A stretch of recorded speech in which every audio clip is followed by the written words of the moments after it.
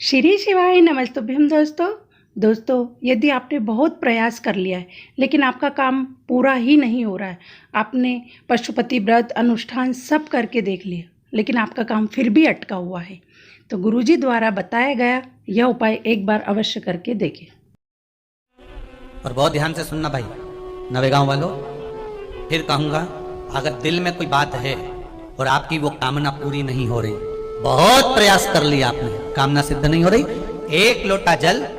एक जल का पात्र लीजिए, उस जल के पात्र को लेकर उसमें थोड़ा सा लाल चंदन डालकर बेलपत्री के वृक्ष के नीचे और देवादिदेव महादेव को चढ़ाना प्रारंभ कर दीजिए। शिव को चढ़ाना थोड़ा सा, उसके बाद में एक लोटा जल स्वच्छ फिर शिव जी को चढ़ाओ। प्रयास करो बेलपत्री मिले, उस बेलपत्री पर लाल चंदन तीनों पत्तियों पर लगाकर लाल चंदन बेलपत्री के वृक्ष के नीचे समर्पित कर उसी बेलपत्री के वृक्ष के नीचे का बेलपत्र वापिस लेकर श्री शिवाय नमस्तुभ्यम बोलकर आपकी कामना कहकर भगवान शिव पर अघोरेश्वर महादेव का नाम लेकर आप चढ़ाना प्रारंभ करिए। बाबा आपका कार्य 3 महीने के अंदर पूर्ण कर देगा, सफलता। आपकी कोई कामना है, आपका कोई भाव है, आपके हृदय की कोई बात है जो बहुत दिनों से लगे हुए हो, और बाबा हो सकता है कि किसी कारणवश पूर्ण ना हो रहा हो। कई लोग कह भी देते हैं गुरुदेव, कोई कहते हैं, जैसे आज कोई कह रही थी बच्ची की मैंने शिव महापुराण में पशुपति व्रत सुना और उसको करा, उसका लाभ मुझे मिला, मेरे पति ने भी करा, उसका भी लाभ मुझे मिला। पर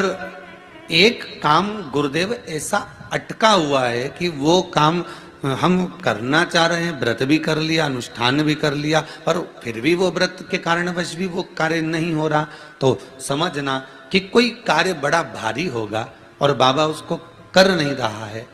या कोई काम अटक रहा है। तो हमने पहले भी कहा, ये बीच की जो पत्ती है ये देव अधिदेव महादेव है, ये ब्रह्मा, ये विष्णु है। इन दोनों पत्ती के मिलन से लेकर इस पत्ती के बीच की जो डंडी है, ये नीचे की डंडी का वर्णन नहीं कर रहे हैं, इन दोनों पत्तियों के बीच में जो डंडी है बची हुई,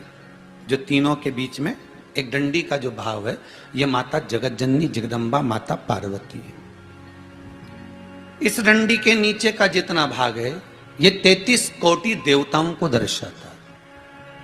बेलपत्री के नीचे पिछले वर्ष की श्रावण की कथा यदि आप निकालेंगे और उसको पेज पर जाकर आप सुनेंगे तो आपको प्राप्त होगा कि उसमें भी कहा था कि जब आप पशुपति व्रत कर रहे हो या कोई नियम धारण कर रहे हो या कोई आपने नियम उठा रखा है और वो कार्य आपका हो ही नहीं रहा, आपने 2 बार पशुपति व्रत कर लिए, आपने ये कर लिया, आपने प्रदोष कर लिया, आपने सोमवार कर लिया, आपने सारे अनुष्ठान कर लिए, बहुत सारे उपाय भी करे तो भी नहीं हो रहा है, तो इस बीच वाली पत्ती पर शहद लगाकर बाबा का जो शिवलिंग है उस शिवलिंग को इसको छुआ दीजिए या उससे चिपका दीजिए और उस पर अपनी हथेली रखकर कामना कर कर वापिस घर को आ जाइए। बाबा आपकी वो मुराद शीघ्र 3 महीने के अंदर पूरा कर ही देता है, ये पक्का। यदि आपको वीडियो पसंद आए तो वीडियो को लाइक करें, चैनल को सब्सक्राइब करें ताकि गुरुजी की आने वाली उपायों की नई वीडियो हम आप तक पहुंचा सकें और बेल आइकन को प्रेस करें। जय श्री महाकाल।